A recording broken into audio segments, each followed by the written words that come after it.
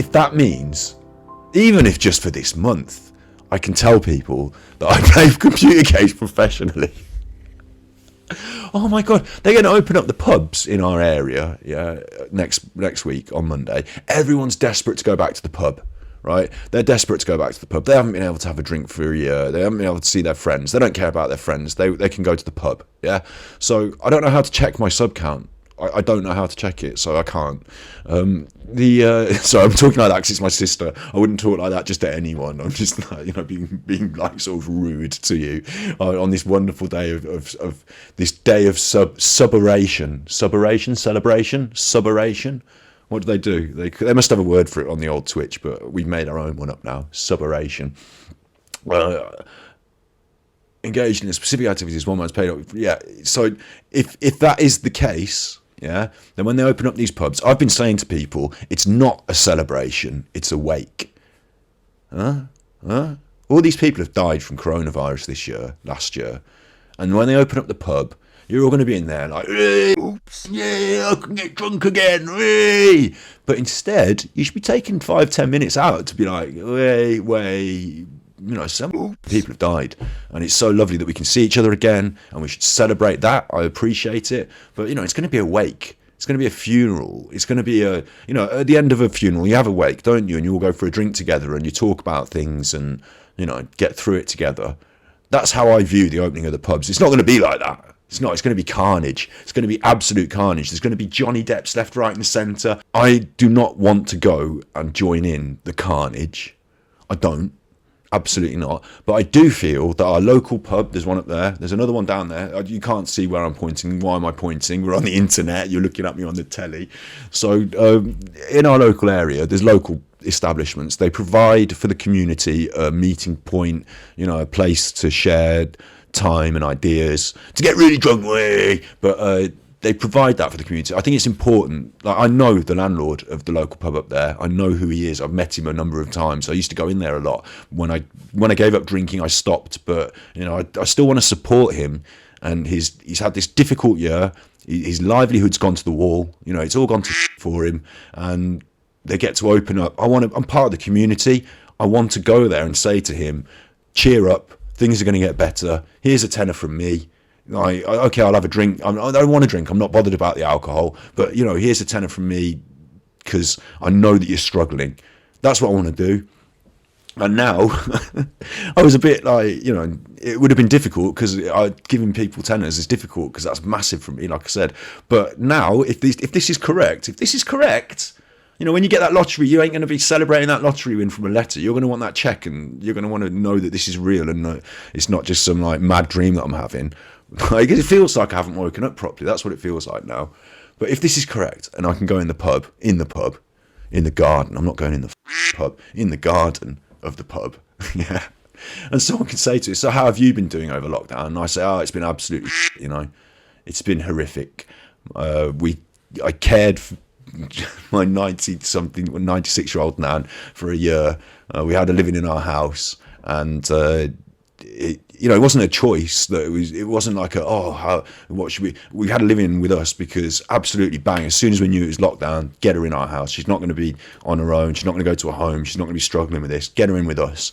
And it meant that I had to give up this room that we're sitting in. Used to be my salon studio room. I had to give that up. It's been Nan's bedroom for a year. I didn't care, really. Like, I couldn't set up my computer. I couldn't do things. Really found it difficult to work. Just to get, like, having... I didn't do all the caring as well. Like, we had the people in to help with putting her to bed sometimes. Mom did a lot of the washing and I didn't do the intimate washing, but cooking a dinner and being with her, watching the telly with her. My sister would come round when Mom wasn't here, when she was with her boyfriend, to help put her to bed and things like that. Caring for her was a family thing that we did. And it just meant that we put the rest... we were on COVID lockdown as well, of course. So our lives were on hold as well anyway, weren't they? But my strategy, my pushing things forward, my getting on the computer, doing some streaming, whatever, absolutely felt I couldn't set up in that room, I couldn't set up in that room, I couldn't set up there, wouldn't want to be in a room on my own talking to you on the internet while Nan was downstairs on her own. So I just gave it all up for a year and just got on with the important reality of caring for my Nan. And then, oh God.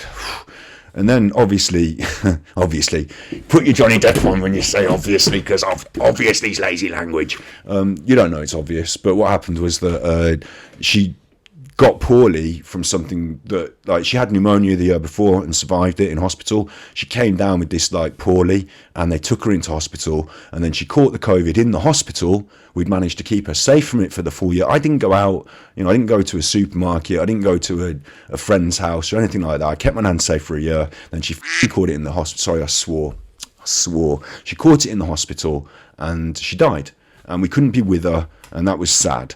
Yeah, but the important thing that we needed to take from it was we spent the whole year with her, looking after her, and she knew that, how much we loved her because we were there with her all the time, showing her. And like I say, that's the story of my COVID year. It's not just my COVID year, is it? It's the story of like 500,000 people in America. It's the story of, I can't remember how many hundreds of thousands in our country and across the world. So I don't feel like some special, oh, my nan died, isn't it like all about me? I don't feel that, but I feel that I'm part of, it's a good way to express it, I guess, and I'm glad they did this, is in London on somewhere, I think it was a parliamentary building, an artist was painting hearts, a heart for everyone that died. And I just feel that we're one of those hearts, us all, there were hundreds of thousands of them. I feel part of something. We are part of something. And so I don't feel, how do I express this? I don't feel angry and bitter that it's just happened to me and it's not fair and it's not my, things aren't fair and weren't perfect, but that's how it happened. That's how it happened. And I just accept it. And I feel sad for everyone. And so, what this is coming back to is going to that pub. I was going to have to go in there and they were going to say, what was your coronavirus lockdown like? Because that's what the conversation is going to be like, isn't it? What have you been doing for a year? I haven't seen you for a year. What's it been like? And I was going to have to say, well, it's been awful and punctuated by the worst thing that could have happened happening. Not quite the worst. There were still worse things, of course, but a really bad thing happening, and I just had to suck it up. And then I started streaming, and I talked to 3 or 4 people on the internet of an evening, and they were going to look at me like, "What the happened to you?" They were going to look at me like that. I don't know. It just, now I feel like I can go in there and enjoy some form of celebration, that we can put these things behind us and we can move into the future. And when they say to me, what have you been doing? I can say, oh, I play computer games. But I professionally now play computer games. So it's been brilliant. You know what I mean, don't you? If you can feel positive about a project that you're pushing into the future and tell your friends with excited glee that something good is happening, then you can enjoy that spirit of moving forward. And I feel that whatever's happened today, I feel baffled, still feel a bit baffled by this. Got the fake beer on the go. Maybe someone slipped me a real one. I don't know, maybe someone slipped me a roofie. But I feel like we can enjoy some of that positivity, because it's not just something I'm trying to, we talked about Sisyphus, didn't we? We talked about Sisyphus together. It's not just something I'm dragging up the hill, is it, that keeps falling down? Not if this is happening.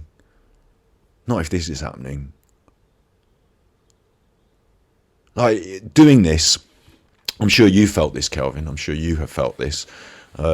As anyone who makes social media and puts it out there, sometimes you feel like it's just like kind of going nowhere. I had a YouTube channel for a long time. I said some controversial things maybe on some of the videos.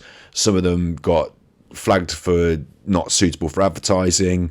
I had some subs, I lost some subs. We had all that awful business. Forget that.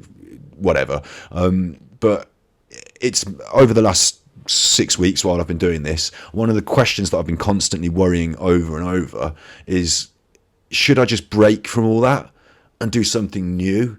Do I need to rebrand Is it that YouTube's going to not suggest my new content because the old content might have, put some sort of secret black mark on the channel? Does YouTube like new content more? And, are we banging our head against a brick wall? No, I don't really worry about that so much, because I can look at this, can't I, and say, like, Twitch is a place that we're moving forward. And so you do feel, you know exactly what I mean.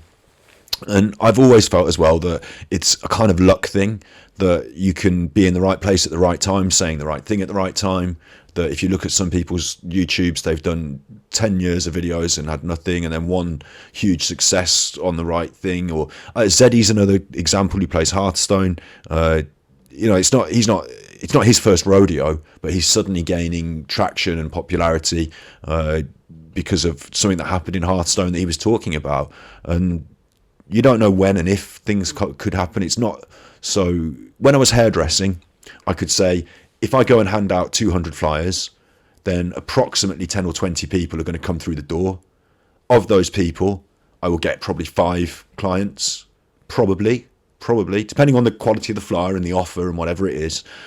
So I would go out on foot and hand out 200 flyers, and then be in the shop the next day and see these people come in. I'd know that was happening, and I would, even when I had my name above the shop and I had juniors and apprentices and whatever, once we'd got there, I would still go out on a Sunday and walk the dog and hand out flyers through letterboxes, because I knew it worked, and that if I put in this amount of work, I get this amount back. Like it was like actionable and measurable. And this isn't social media. They give you all the analytics, they give you all the thing. It's not actionable and measurable. There's a lot of luck involved. There's a lot of you can do all the networking, and other people can become popular through the same methodology. I don't know, I'm not going to claim to be the guru of this, but for some reason, something that we're doing seems to be resonating, seems to be working, and we've been doing it for a long time. So I don't think I've dramatically changed my formula, other than just, I don't know. Yeah, I'm baffled and eternally grateful, and I will remember sitting here. I will remember this. Yeah. At the end, I don't know if you do know, Wind in the Willows at the start, Moley, he comes out of hibernation. I feel like that's what we're all doing with the COVID. And this year's going to be an interesting one, isn't it? It's going to be an interesting one. It's going to be a good one. I've got little secret things that we haven't even seen yet as well. I've got the film that I made, the film about game development, that I might as well just put on. I have a music problem with it, because I use some music that's copyright and I want to use it, but then we'll do a stream and talk about it one of these days. But I'll show it you without music. What the hell? I might as well. There's some good things that you don't even know are coming to this stream. I want to do these interviews with game developers, but I'm capable. I'm not blowing my own trumpet and saying how good I am. I just mean I'm capable of producing media. I can take a camera out into the world. I can talk to people. We can stream live. Drop my phone. Please don't drop the phone. I can't afford a new one. Maybe I can now. I don't know. Maybe I can. You can record live stream on your phone in real life. We can't go into real life at the moment because, of course, COVID lockdown. But when I can more, we can do that as well. And it feels like, it feels special that you've had the confidence in me without having what I perceive to be seen my best efforts yet. I think I can still do some really good stuff, and this allows us to do it, doesn't it? It enables us. I think that's what it does. We talked about fencing before, and people don't know this a lot, really. About me. People don't know about me. What happened with the fencing is I did go to the World Championships, and I was 17, went to the Junior Cadet World Championships, so people of my age group, and I came 41st in the world, and it wasn't good enough. I'd spent serious training time, done serious training. One of the people that died during the COVID that I lost personally, we talked about on stream, was a great mentor of mine, my fencing coach, David Kirby, and he taught me an awful lot about mental perseverance, about inner strength, about working hard and achieving. And we went on this huge journey, and we went to the World Championships. He was there with me, and I felt the person that beat me in the competition that day, because you do a sort of little group stage, you get a ranking, and then you go direct elimination. So a bit like a cup competition. If you lose, you're out. If you win, you're through. And I'd been to many of these competitions before, with reasonable levels of success. The person that I came up against in the last 64, so it goes 64, 32, 16, last 8, finals. So it was still earlier stages. The person I came up against was an American, and I'd beaten him before. So I stepped up expecting to win, and had I won, I felt that I would have taken that momentum into the next round, and then maybe got to the 16. If you're in the 16, you're 2 fights away from the final. So that's how I viewed my World Championships, and I lost that fight. I shouldn't have lost it. I didn't fence my best. I was a little overawed by the occasion. Things happened a little bit quickly. It was like, you'll be fighting this guy, you'll be over there, quick now, get your kit, you're on. And I didn't have really time to soak up the occasion and to feel, in most competitions you warm up, you get to your peak when just before you go on, you have a lesson maybe, a little practice with your coach. I didn't really get to do those things, and I didn't feel that I gave my best. And you don't get a second chance. That was it. That was your World Championships. Did you up a little bit? Did you win? No, I lost like 15-10. Like, it was close, not close enough. Did you move your feet enough? No, I could have moved my feet more. I could have been more mobile on the piste. Do you fence better than that day to day? Yeah, I do. Yeah, if you come and watch me, well, not now because I'm older, but that's how I felt anyway.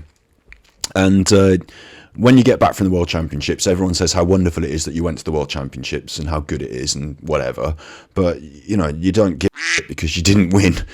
You didn't. You've got your England jacket that you can wear with pride. Now I have a fencing kit that has England written on it. That Great Britain representative. I've got. It's like a badge of honour you get because you represented Great Britain. You get to wear the kit, yeah. So I've got that, but that wasn't the aim, was it? The aim was to win the World Championship. So if you go to high level, world level competition and you fail, and you're 17, it doesn't define you. It doesn't. For me, it didn't define the rest of my life, but it affected me in ways that I never understood at the time, that I couldn't have understood at the time. And instead of progressing from that point, I changed. I went to university. I was away from the club, from the training 5 days a week. I was obviously. Is it obvious to them? Is it obvious to them what you were doing? They don't know you. They do know me quite, Johnny. Like, we talk a lot. They know quite a lot about me. Oh yeah, right. So I was going out drinking a lot. I was at university. I wasn't living the life of an athlete, and so I decided that I wouldn't live the life of an athlete. That athletics would be now something that I did in the past and got to this World Championships, and that was it. And I'd go on and do other stuff with my life. So I did, but a few years later, a British cadet won the World Championships. Like, massive applause to them. I used to beat them in competitions. I know them. I was like, oh my God, if I'd have stayed on, what could I have achieved? The Olympics came round in London. Like, I didn't know they were going to put the Olympics in London, like some 10 years later. But had I still been fencing regularly and competing, would I have been in with a shout of going to the Olympics? Absolutely. Being involved at very high level sport changes you in many ways positive, and the failure, the limit to your success, that affects you as well. And I know people who have achieved. I know the world's strongest man, Eddie Hall. I'm not a regular phone conversation friend with him. I'm not a regular phone conversation with anyone, but but I know him. I worked with him. We made a film together. He won the world's strongest man title, and then after that, what next? You get this feeling of sort of what next, and it's a strange thing to compete at this high level. So when I'm doing something like this, and when we're pushing forward in life the way we are, I don't know how to put this. I think I've got high expectations of myself. I think I've got high goals, and set a high bar. I don't like it when there's a buzzy noise on the sound. I don't like it if there's, set a high bar. And I know we're not there yet, but we certainly intend to push that direction and achieve it. And what's happened today, I feel, is that it's like qualifying for the Worlds. I think it's like qualifying. It's like a step forward. It's not quite, maybe, is it the Worlds? I don't know if it's quite the Worlds, but it's a huge step forward that has in itself huge potential. But now it's on me and you, the Pucko Warrior crew, but now it's on us to live up to that potential and to not be unprepared and, to give it our all. I think now, I think in conclusion, we'll conclude. Now it's sinking in a little bit that this means what I think it means, that we are, as you said to me in chat, professional streamer, play computer games for a job. We have to live up to that now. It's important. That sets a measure. It sets a bar that we have to live up to. Not have to. We strive to, attempt to, endeavour to. It's a flag in a map that we've not reached. I don't see that as things I've earned and won and are mine now. I see that number up there as something that we should aspire to, and we have to produce the content that number deserves. Does that make sense? I think that makes sense. So I'm going to make sure to email them back about that interview next week, and we're going to be on with art history and positivity, and we're going to do more. It's only Friday. I've got tomorrow, the endless days. We're going to do more. We're going to be back with more. Earthbound will return, of course. We will eventually get through that game. But yeah, I feel like I've got a responsibility now. A responsibility to come up with some emojis to push things forward in the way that we dream of. That maybe isn't just a dream now. We're waiting, yeah. My beard's growing while I'm talking. But it will happen. It will happen. It is happening, isn't it? Cheers. This is it happening. This is it happening. We've I didn't expect to be this far where we are so soon. Like if you're Limmy, you turn on your camera and you Twitch stream, and you can expect a certain amount of people are going to watch you. Like, he's done all that work. People have enjoyed it. I get that. That's cool. I watch him. But if you're me, you don't expect that. I don't think that people, I don't think that just by merit of switching on the camera and chatting, that I'm going to, I think that we have to work at it. I think we have to try and provide something of value. So that's the art history, the games as art, the mental health Monday. I think those things provide some value. I try and do some research, try and, develop a media product. It's just me talking. But that, yeah, we're gonna push on with that. It's not about buying me a solid gold hat. It's not about buying Johnny Depp a gold hat. It's about using it to reinvest in the quality of the stream and to improve the range and quality of the work we do. Yeah, that's what it's about. So much to think about. Let's do a little quick floss again. You can't see all of me, but you can see the main bits that do the flossing. So, I mean, it's not modern, is it? It's not modern, the floss. It's not the new dance. Oh, I've bugged it up now. There you go. Oh. It's not new. It's not new.